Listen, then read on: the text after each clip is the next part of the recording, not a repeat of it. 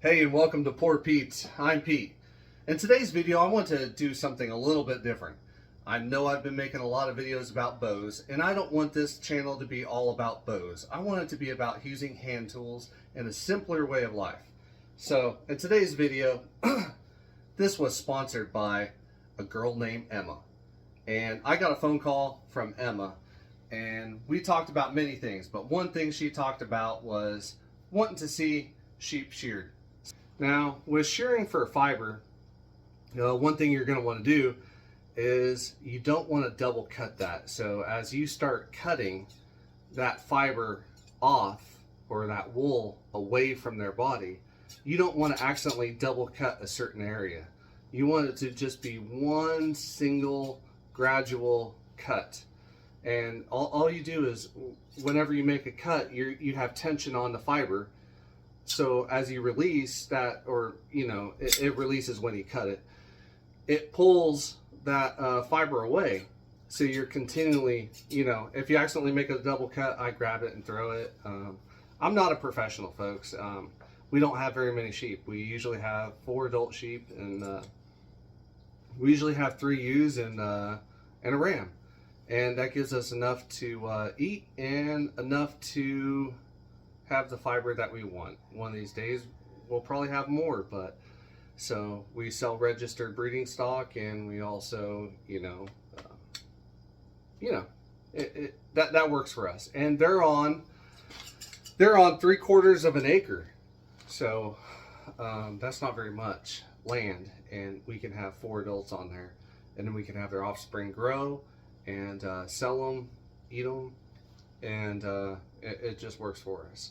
And during wintertime, they live off of grass the whole summer. A lot of times if it gets really hot, I'll put a sprinkler out there and I'll keep the grass growing.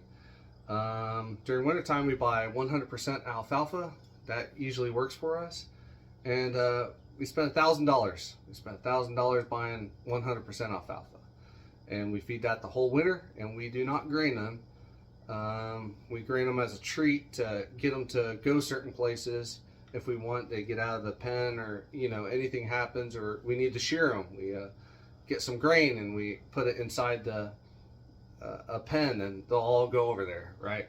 But we don't grain them, and we just use 100% alfalfa, and that seems to work for us. Actually, one of our ewes had 4 lambs, not this year but last year, and that's just really unheard of. So anyway, old hand tool, right? So I really love these. I've used some electric shears that were really nice. They were made in Germany, and I started using them, and I really like the hand shears. I don't know. It's just something different. Maybe it's me. And you know what? I only have 4 sheep to do, so why not? So if you got a good pair of hand shears, use them. You can use them for lots of different things, actually. A lot of people do plants with them, and cut little landscaping stuff with them. Old ones that you find, you can use them too. So all you have to do is tune them up, sharpen them and tune them. So that works. $10 in an antique store. And I was on a trip up to Iowa, and me and my wife stopped at an antique store, $10. And I looked at the blades, nice and straight. I'm taking them.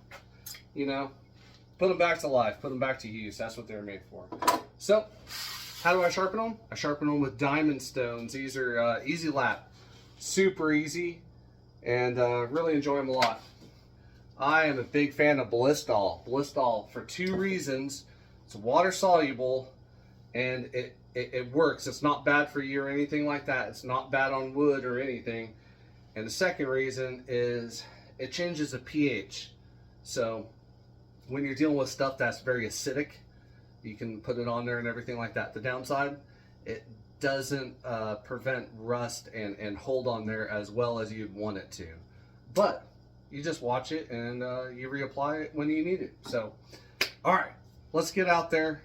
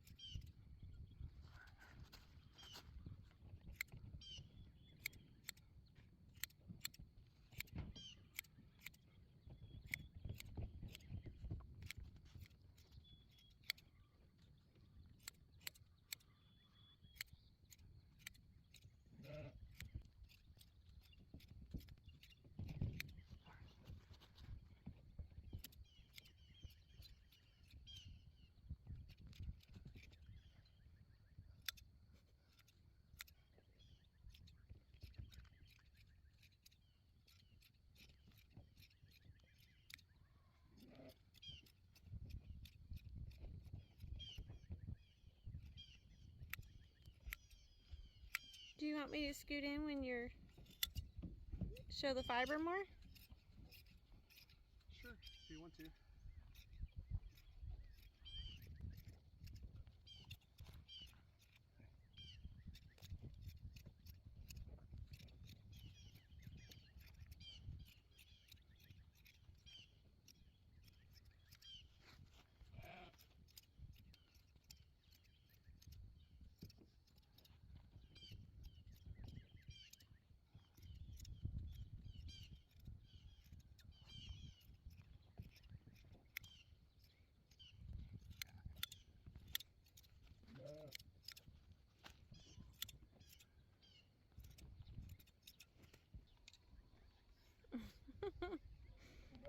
Hot.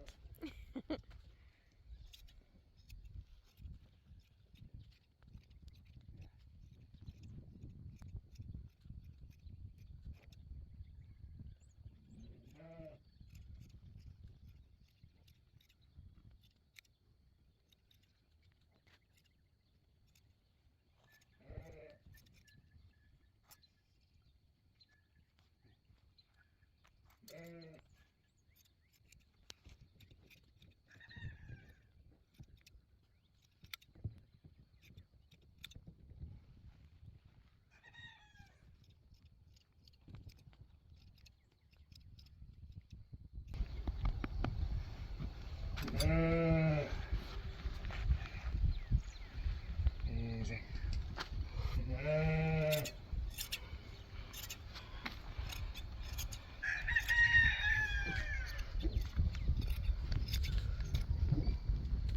Oh, man. I tell you, sweat burns.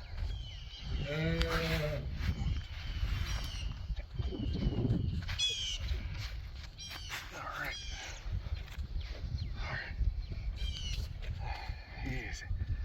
Easy. Oh. Working. Easy. Easy. Nice.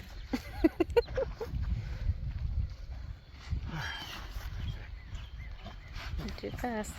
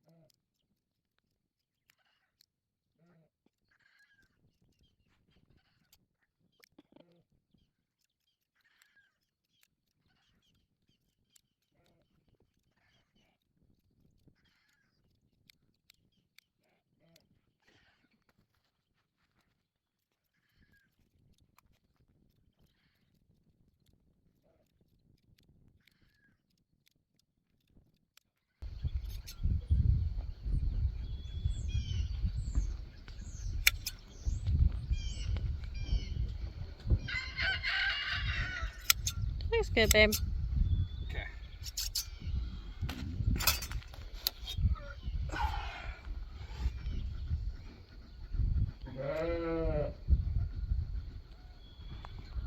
You want me to get closer to the hoof? Sure.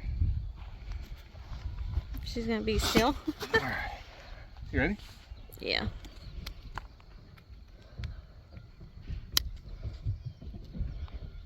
So why do you trim their hooves? Well, you trim their hooves so they don't get infected. They don't get cavities, just like your teeth. And all we're doing is trimming the excess. You don't want to go down the nail. You just want to trim it where God put it. And that's really going to help them from getting cavities. How often do you trim them? Trim them once a year. If it's a really bad year and it's really wet. One year we got over 6 foot of rain. Oh my goodness. Hey. One year we got over 6 foot of rain, so we trimmed twice. Yeah. She didn't like that, did she? Okay. Gotta be workable. So we'll do what you want, and you can do what we want to. Yep. Come on. I'll do it over there. What is she doing? Morgan! Hey.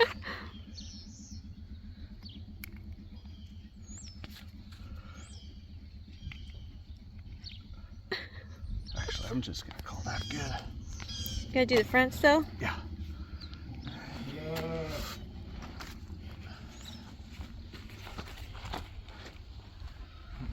This could be better. See this right here? This fold right here. This is really what we want to get right here. Yeah. You really want to just cut that off, but we don't want to cut down, because if we do that, it gives a place for all this grass to get into. Yeah. Like right here, see how that's cut or tore? Mm-hmm. We're just going to leave that. We want it to fall out.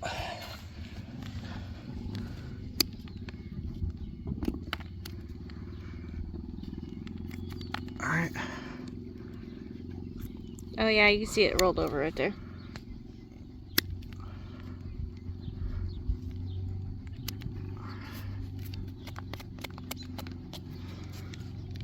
Okay. Don't do it on the tarp though.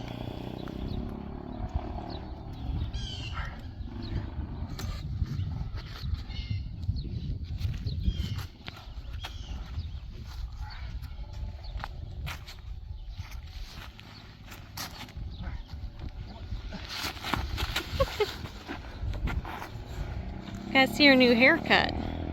Would you mind grabbing that for me? Oh yeah. There you go.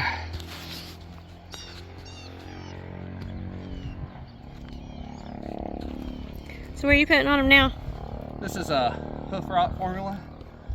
Just really helps dry their feet out and protect them. You just always want to be mindful of how these legs work. So you don't get clipped? Or they'll get you. And I tell you what, these sheep, they are just so happy once they get their sheared and their nails are good, springs on, they got their lands. And come here, mama. Come on. So what's this one's name? This is Morgan. She's a good mama. There you go, baby. All right, well, we're back in the shop. So I hope you enjoyed that video. If you guys like this video, give it a thumbs up. If you like this content and you want to see more working with hand tools, then subscribe and see what we're going to be doing in the future. Until then, thanks for watching.